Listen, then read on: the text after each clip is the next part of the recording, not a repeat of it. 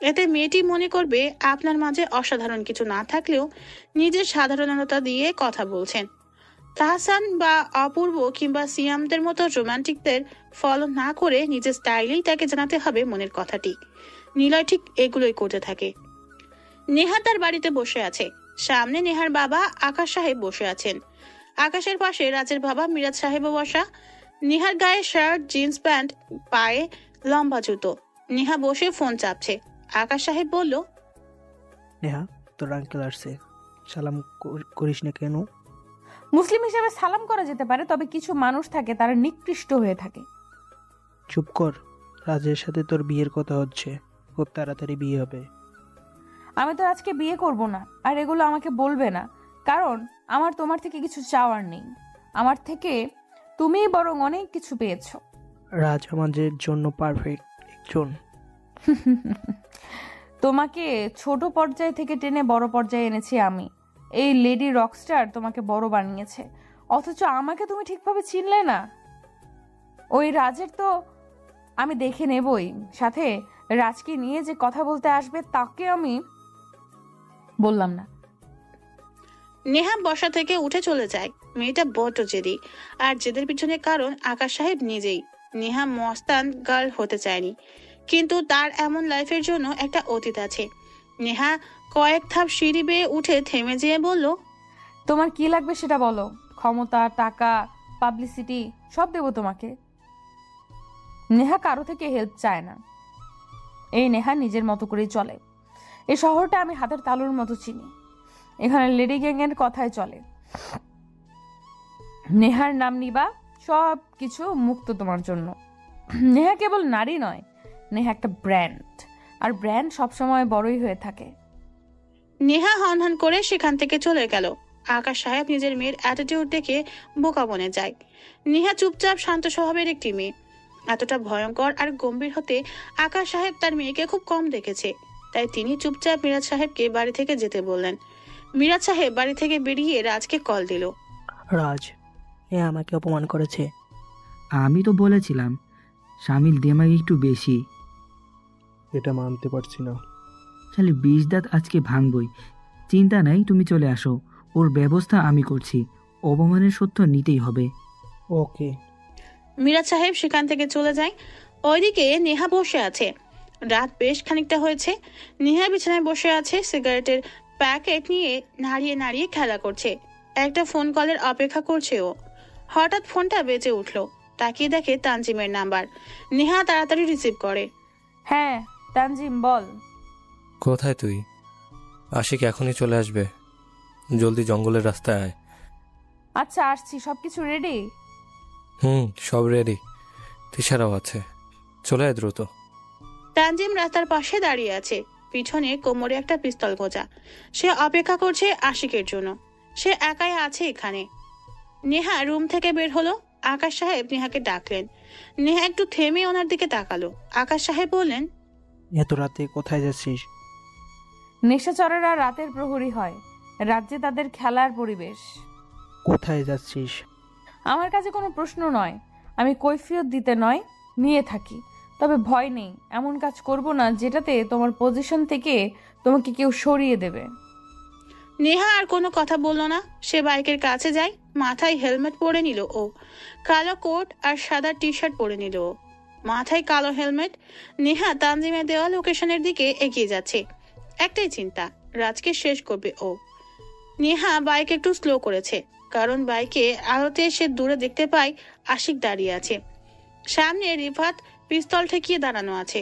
নেহা তাড়াতাড়ি বাইক নিয়ে ওদের সামনে আসলো। কিছুটা দূরে বাইক দেখে নেহা পিস্তল বের করে গুলি লোড করে এগিয়ে যেতে থাকে। আশিকের সামনে এসে দাঁড়ালো নেহা।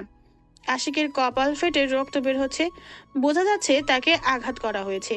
নেহা আশিকের কপালে পিস্তল ঠেকিয়ে বলে, কোথায় যাচ্ছিলি? ভাবছিস তোরা যা খুশি করবি, আমার গ্যাংটাকে ধ্বংস করবি? সেটা তো হবে না। মাছের গন্ধে বিড়াল এসে দূরে বসে শুধু ম্যাও ম্যাও করে, খাবার খেয়ে নিয়ে যেতে পারে না। বিড়াল ম্যাও ম্যাও না করে যদি মাছটা নিয়ে চলে যায়, কিংবা মাছে কোনো রকম মুখও লাগায়, সেই মাছটা কিন্তু মানুষ কখনোই খাবে না, বিড়ালেরই হবে। তবে বিড়াল এত কিছু করে না, সে পারে শুধু মেও মেও করতে। শালা বিড়াল হয়ে সিংহীর কাছে খাবার কেড়ে নিবি, তাই না? রাস্তায় ধুলো জমে থাকে, কিন্তু বৃষ্টি ছাড়া সেই ধুলো কখনো যায় না। আমি রক্তের বৃষ্টিতে রাস্তার ধুলো সবগুলো মুছে দিব।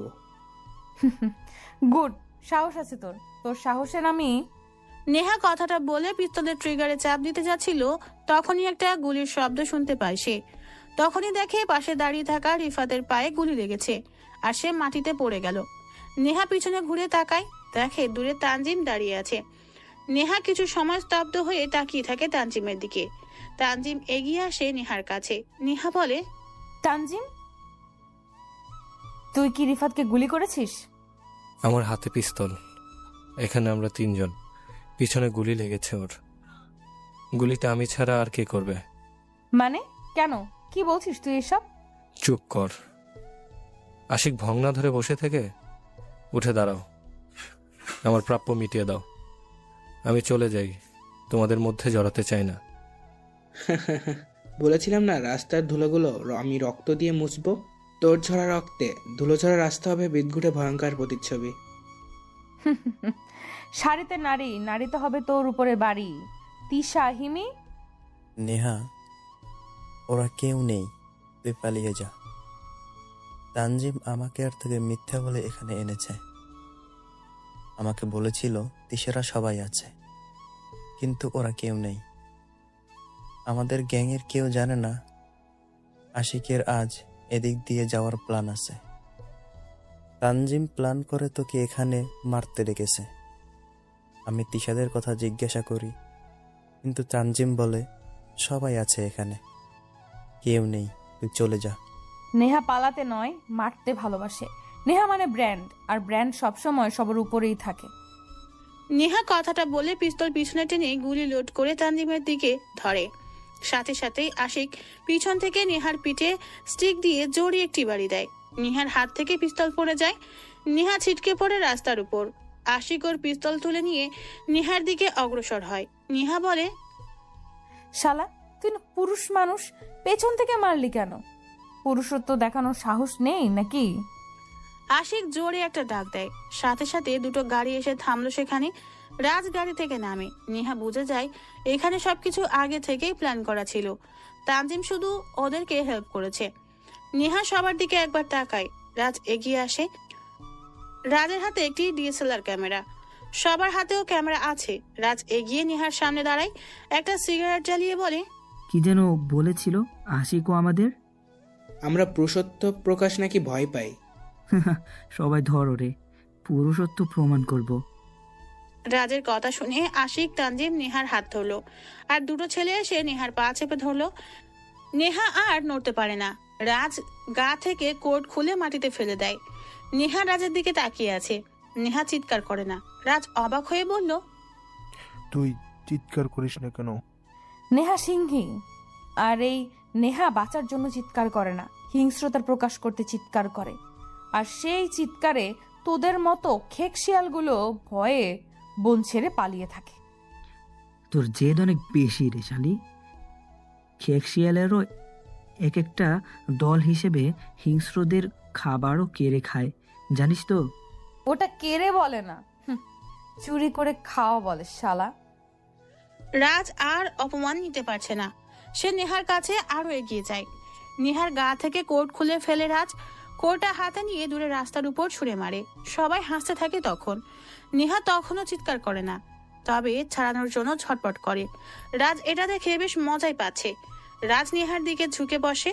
নেহার কপালে আঙুল রাখতেই নেহা থুতু দেয় রাজের মুখে। রাজ রেগে যেয়ে বলে, শালি আমার সাথে দেমাগ দেখাও, ওই ক্যামেরা অন কর। শালিরা আজকে বোঝাবো পুরুষ মানুষ কাকে বলে। রাজ কোনো কিছু না বলে নেহার ঠোঁটের দিকে এগিয়ে যেতে থাকে। নেহা নিজেকে ছাড়ানোর জন্য ছটপট করা শুরু করে দেয়। নেহা কিছুই বলছে না।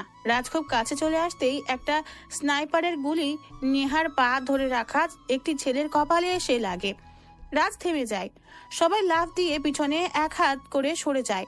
রাজ বসা থেকে উঠে দাঁড়ায়। পিছনে সামনে চারপাশে ঘুরে তাকিয়ে এসে কাউকেই দেখতে পায় না। নেহা হাসতে থাকে জোরে। রাজ নেহার দিকে তাকিয়ে বলে, এই হাসিস কেন? এসে গেছে আমার গ্যাংয়ের লোক, এবার তোদের মতো বুড়নো শিয়ালগুলো ভাগবে। চুপ কর। রাজ পিস্তল বের করে, হাওয়াতে দুটো গুলি চালায়, তারপর চিৎকার করে বলে, কে বেরিয়ে আয়, কে বেরিয়ে আয়, সারা হারামি কে আছিস, সাহস থাকলে বেরিয়ে আয়। রাজের কথা শুনে আরো একটা স্নাইপারের গুলি শা শা করতে করতে এগিয়ে ওদের দিকে। নেহার সেকেন্ড পাঁচে ধরে রাখছিল, তার বুকে এসে লাগে গুলিটা, সাথে সাথে লাশ ছিটকে পড়ে দূরে। নেহা বসা থেকে উঠে দাঁড়ায়, রাজের রাখা সিগারেটের প্যাকেট থেকে সিগারেট তুলে নিয়ে গালে রাখলো। নেহা পিছনে তাকায়, তানজিম ভয়ে কাঁপছে। রিফাতের পাশে দুটো লাশ পড়ে আছে। রিফাত কোনো রকম বসা থেকে উঠে দাঁড়ালো, নেহার হাতে নেহার পিস্তল তুলে দেয়। তানজিম ভয়ে দৌড়ানো শুরু করে। নেহা তানজিমের পায়ে গুলি করে। তানজিম খোঁড়াতে খোঁড়াতে দৌড়ায়। নেহা শব্দ করে হাসে। রাজের সব লোকেরা গাড়ির কভারে যেয়ে বসে থাকে। হঠাৎ একটি বাইকের শব্দ দূর থেকে ভেসে আসতে থাকে। আলোহীন হেডলাইটে একটি ছায়ামূর্তি দেখা যায়। এক হাতে স্নাইপার গান, মাথায় হেলমেট পরা, কালো শুট বুট পরা, হিরোর মতো স্টাইল। সোজা বাইকটা এনে নেহার পাশে এসে থামলো আগন্তুক। মাথা থেকে হেলমেট খোলে, কিন্তু মুখ দেখা যাচ্ছে না। মুখ ভর্তি মাস্ক পরা। নেহার পাশে এসে দাঁড়ালো। নেহার ঠোঁটে সিগারেট। আগন্তুক এসে নেহার ঠোঁটের থেকে সিগারেট কেড়ে নিয়ে নেহা ঠিক যতটুকু ঠোঁটের সাথে আটকে রেখেছিল ততটুকুই নিজের ঠোঁটে নিয়ে আগুন জ্বালায়। বোঝা যাচ্ছে আগন্তুক একটা ছেলে। ছেলেটার অ্যাটিটিউড দেখে নেহা নিজেও অবাক হয়। বুঝতে পারে এটা ওর গ্যাংয়ের কেউ না।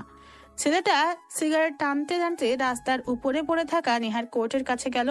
সেটা তুলে এনে নেহা ছেলেটা কোনো কথা না বলে দাঁড়িয়ে থাকে। রাজ বলে, ওই কুত্তার বাচ্চা, কে তুই?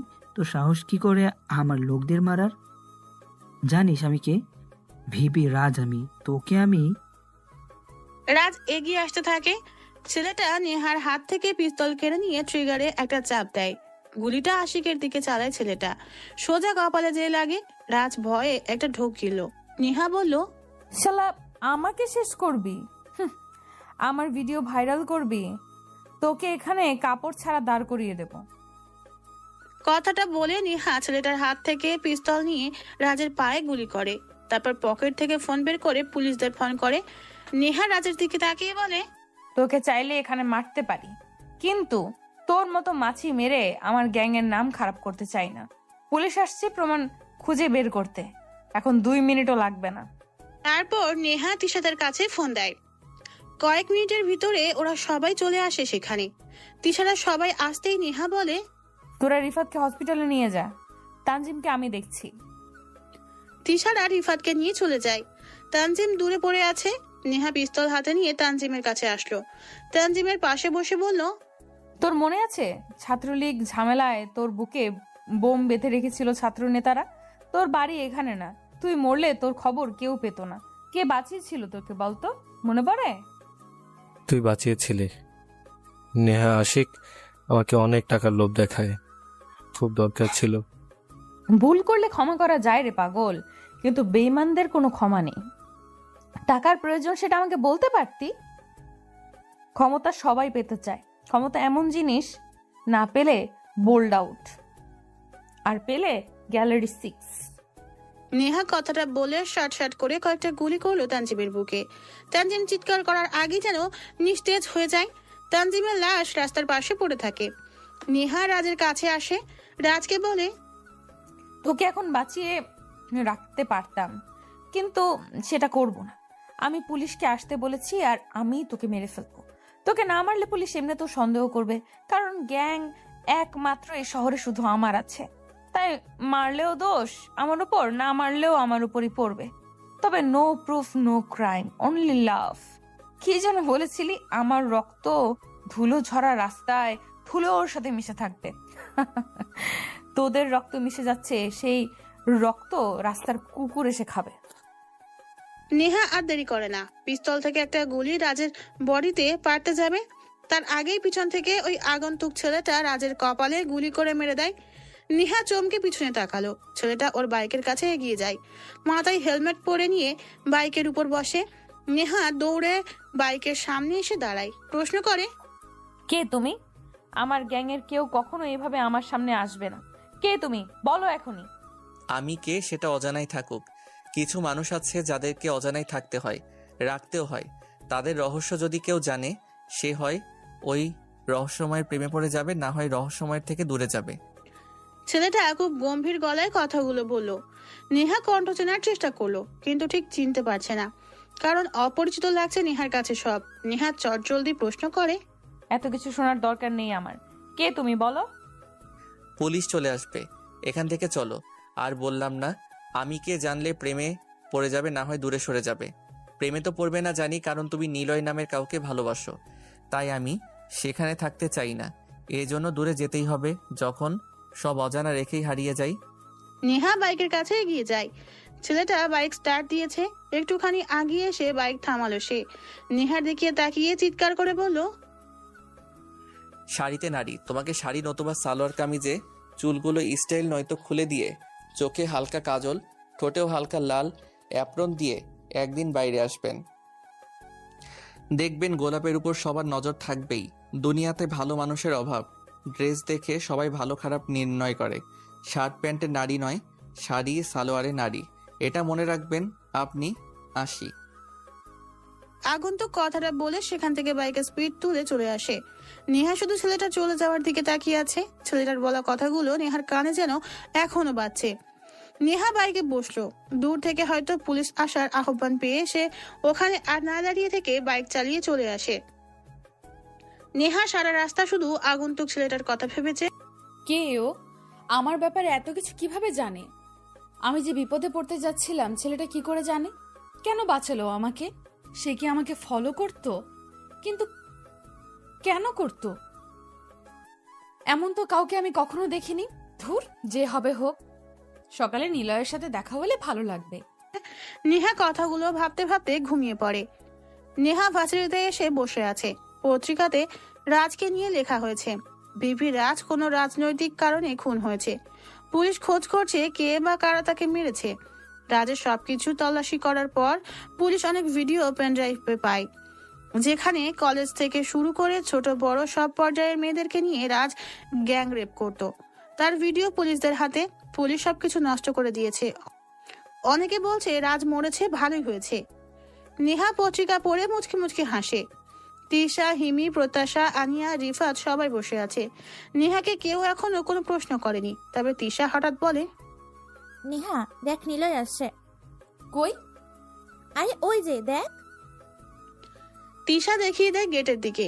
নিলয় দুই পকেটে হাত ঢুকিয়ে কানে মাথার উপর দিয়ে হেডফোন গুঁজে ভার্সিটিতে আসছে। হঠাৎ নিলয়ের চোখ পড়ল নেহাদের দিকে। নেহা নিলয়কে দেখে হাত উঠিয়ে ইশারা করে ডাকছে। নিলয় হেঁটে গেল নেহার কাছে। ওদের কাছে এসে নিলয় কান থেকে হেডফোন খুলতেই নেহার পাশে থাকা হিমি বলল, প্রেম করবা আমার সাথে? কি? করবা আমার সাথে? জি না। কেন? আপনি তো ভূতনি। আপনার সাথে রিফাত নামের যে ছেলেটা আছে সে প্রেম করবে, কারণ আমি যতদিন এখানে এসেছি, কথা বলেছি, দেখেছি এই ছেলেটা আপনার দিকে তাকিয়ে থাকে। আপনাকে ভালোবাসে এই ছেলেটি, খোঁজ নিয়ে দেখতে পারেন। নিলয়ের কথা শুনে সবাই অবাক হয়। নিলয় তখন রিফাতের দিকে তাকায়। রিফাত নিলয়ের দিকে অবাক হয়ে তাকিয়ে আবার মাথা নিচু করে ফেলল। তবে হিমি নিলয়ের থেকে কথাটা শুনে জোরে কি বলে ওঠে। রিফাতের দিকে তাকালো। নিলয় হাসতে থাকে।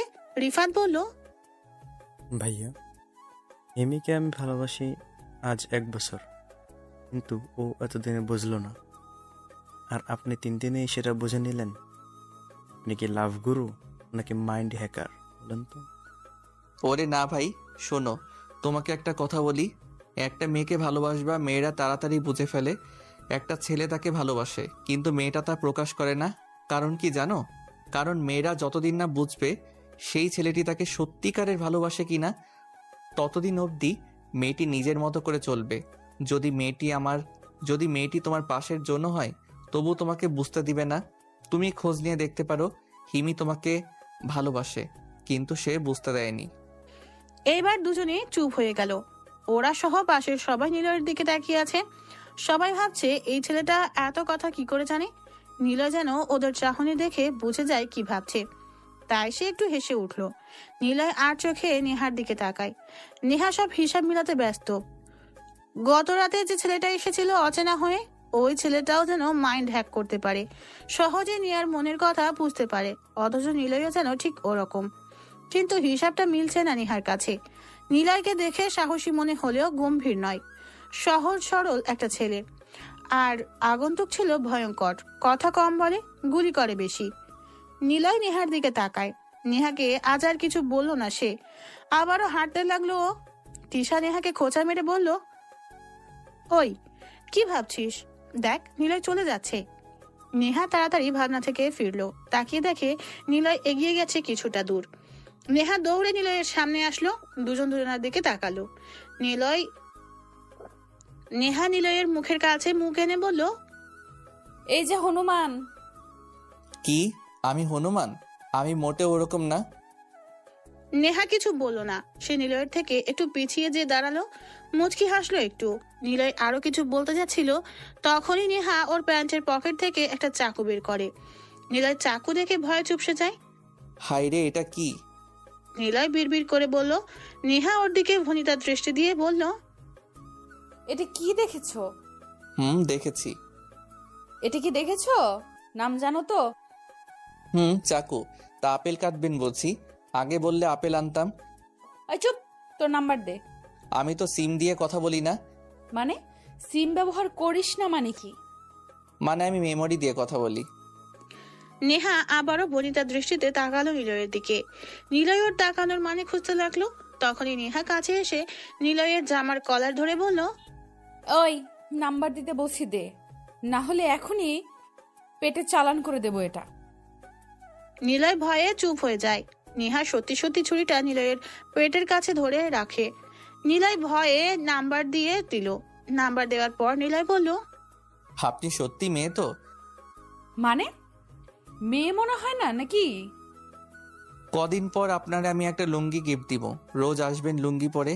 মেয়েদের ভালো লাগে বাঙালি পোশাকে, শাড়িতে নারী, শাড়ি না হয় সালোয়ার পরবেন, খোলা চুল, চোখে কাজল, ঠোঁটে হালকা লিপস্টিক, দেখবেন গোলাপটা কত সতেজ। তবে আপনাকে খুব মানাবে শার্ট প্যান্ট লুঙ্গিতে। হি হি হি। নিলয় আর সেখানে দাঁড়ালো না। নেহা স্তব্ধ হয়ে যায়, কারণ সেম কথা ও কাল রাতেই শুনেছিল অচেনা ছেলেটার কাছ থেকে। আর আজকে নিলয় একই কথা বলল ওর সামনে। তবে কি নিলয় সে ছিল? নিলয় যদি সে হয় তাহলে কি নিলয় কোনো মাস্তান? কিন্তু দেখে তো মনে হচ্ছে না মাস্তান। কে নিলয়? নাকি আমার হিসাবে কোনো ভুল হচ্ছে? নেহা কথাগুলো সেখানে দাঁড়িয়েই ভাবছে। তবে ওদিকে নিলয় কিছু দূর হেঁটে চলে এসেছে। কিন্তু ঠিক তখনই ওর মনে পড়লো ভয়ে ভুল করে বন্ধ সিমের নাম্বার দিয়ে এসেছে নেহাকে। নিলয় ভাবে, যাক ভালোই হয়, শুধু শুধু গুন্ডা মেয়ের নির্যাতন থেকে বাঁচতে পারবো। নেহা ঘুরে নিলয়ের দিকে তাকায়। নিলয় বেশ খানিকটা দূরে এসে নেহার দিকে তাকালো। নেহা নিলয়ের দিকে হা করে তাকিয়ে আছে। নিলয় হেসে ওঠে, নেহাও হাসলো। নিলয় জানে না নেহা কেন হাসলো, কিন্তু নিলয় হাসলো এটা ভেবে যে ভুলে বন্ধ সিমের নাম্বার দিয়েছে। আর নেহা যখন কল দিবে তখন অফ পাবে, বিরক্ত হবে, আর নিলয়ের কথা ভাববে। আর তাড়াতাড়ি নেহা নিলয়ের প্রেমে পড়বে। নিলয় মেয়ে পটাতে যেন ওস্তাদ। সে ঠিক এগুলোই ভাবে। কাউকে ভালোবাসতে হলে আগে তার ভাবনাতে আসতে হবে, এমন ভাবে তার ভাবনাতে আসতে হবে যেমন হতে পারে বিরক্তিকর ভাবনা, রোমান্টিক ভাবনা। মোট কথা, নিজের সেই মানুষটি আপনার কথাই ভাববে সবসময়, কারণ ভাবনা থেকেই তো একটা মায়ের টান অনুভব হয়। তাই কাউকে ভালোবাসতে গেলে তার মনে একটু জায়গা করে নিতে হবে, আর বাকিটা সেই মানুষটা জায়গা করে দিবে। নেহা নিজের জায়গাতে এসে বসে, কিছুই ভাবতে পারছে না আর। নিলয় কি তাহলে ওই ছেলেটা? এই প্রশ্নটাই বারবার ওর মাথার মধ্যে ঘুরছে। তবে নেহা খোঁজ নেবে না কিছুই, নিলয়ের থেকে সবটাই শুনবে। রহস্য কি গভীর নাকি নেহা ভুল? রহস্য কি গভীর নাকি নেহা ভুল? পরের দিন নিলয় ভার্সিটিতে এসে শহীদ মিনারের সিঁড়িতে বসে আছে, হাতে একটা গিটার। নেহাকে সকাল থেকে একবারও দেখেনি নিলয়। নিলয় গিটার বাজানো শুরু করবে, তখনই নেহা সহ ওর গ্যাং নিলয়ের সামনে এসে দাঁড়ায়। নিলয় তাকাতেই নেহা ঝাড়ি দিয়ে বলল, এই যে খাটাস ছেলে, তোকে আজ আমি খুন করব। যদি আমার হাতে রাখো হাত, খালি পায়ে হেঁটে যাব কাশফুলের পাশ ঘেঁষে, দিগন্ত ছোঁয়া নদীর তীর ধরে বহুদূর, বহু ক্রোশ পথ, সোনালি সূর্যের রোদেলা আলোয় তোমার পায়ে মাখা বালুকণা হবে রূপালী নূপুর। আমাদের যুগল চলায় লাজুক কাশফুল তারা হয়ে রবে তোমার মেঘরং এলো চুলের খোপায়। নুড়ি দিয়ে আমারই গাথা মালা তুমি পরবে গলায়। নিলয় নেহার প্রশ্নের কোনো জবাব না দিয়ে গিটারে সুর তুলে নিজের স্টাইলে গান আবৃত্তি বা গান গাইল। নেহা আর ওর লোকেরা নিলয়ের দিকে প্রেমময় দৃষ্টিতে চেয়ে আছে। নিলয় গিটার বাজানো থামিয়ে দিয়ে নেহার দিকে তাকালো। নিলয় ওদের দিকে তাকিয়ে একটা লাজুক হাসি দিয়ে বলল, আরে আপনারা যে সবাই একসাথে, কি ব্যাপার? ও লুঙ্গি নিতে আসছেন? ওকে, লাইনে দাঁড়ান, লুঙ্গি পাবেন। নিলয় কথাটা বলে জোরে হাসা শুরু করে। নিলয়ের এমন হাসি দেখে সবাই রাগে ফুঁসছে, আর নেহার মুখটা তো রাগের আভাতে লাল হয়ে পড়েছে। নিলয় উঠে দাঁড়ালো। নিলয়কে অবাক করে দিয়ে সে নিলয়ের হাত ধরলো। নিলয় ওর দিকে তাকালো। নেহার রাগে দৃষ্টিতে নিলয়ের চোখের দিকে তাকিয়ে বলল, তোর ফোন দে। কেন? দিতে বলেছি দে, বেশি কথা বলিস না। আগে জানতাম আপনি গুন্ডামি করেন, এখন দেখছি ছিনতাইও করেন। তা কি কেবল ফোন ছিনতাই নাকি মনও ছিনতাই করেন লুঙ্গি ম্যাম? চুপ ফাজিল, থাপড়িয়ে তোর দাঁতগুলো ফেলে দিব। দাঁড়ান, ভাবছি। কি ভাবছিস? ভাবছি থাপ্পড়ের কথা রোজ বলেন, কিন্তু থাপ্পড় তো দেন না। কেন দেন না সেটা ভাবছি। আর ভাবছি যদিও থাপ্পড় দেন, তা দাঁতগুলো পড়ে যাবে। সেগুলো কি ইঁদুরের গর্তে রেখে আসবো কিনা? ওকে, দেন থাপ্পড়। নিলয়ের কথা শুনে দাঁড়িয়ে থাকা সবাই হেসে ফেলল। বিশেষ করে রাগী লুকে থাকা নেহা সবার থেকে বেশি জোরে হাসতে থাকে। নিলয় হা করে নেহার হাসির দিকে তাকিয়ে আছে। সেই হাসিতে কোনো লাজুকতা নেই, আছে কেবল এক ছন্দের গভীরতা। এটা সেই ছন্দ যার গভীরে অতলে হারাতেই হবে নিলয়ের। কারণ কারো প্রতি নিজের জন্য ভালোবাসা তৈরি করতে তাকে রাগাও, হাসাও, খুনসিটিতে মেতে থাকো। এতেই তো সে তোমার কথা ভাববে, আর ভাবলেই তোমার প্রতি একটা টান হবে। শুরু হবে দুষ্টু মিষ্টি ভালোবাসা। নেহা একটু গম্ভীর গলা নিয়ে নিলয়ের দিকে তাকায়।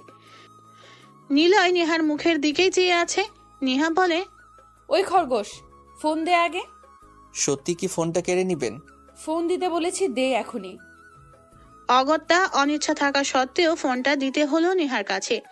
নেহা ফোন হাতে নিয়ে নিলয়ের ফিঙ্গার কাছে টেনে ফোনের সাথে লাগিয়ে লক খুলে নিল। নেহা ফোনে খানিক টিপাটিপি করার পর আবার নিলয়কে ফিরিয়ে দিয়ে বলল, এই নাও তোমার ফোন, আমার নাম্বার নাম সহ সেভ করে দিলাম। আর আমার ফোনে একটা মিসড কল দিলাম, তোমার নাম্বার নিয়েছি। কাল তুমি ভুল নাম্বার দিয়েছো, আজ কল দিব। যদি ফোন না ধরো তোমার খবর আছে, বাসা থেকে তুলে আনবো তোমায় বলে দিলাম। নেহাকে তুমি এখনো চেনো না, ভেবো না তোমার সাথে হেসে হেসে কথা বলি দেখে আমি সাধারণ কোনো গুন্ডি মেয়ে।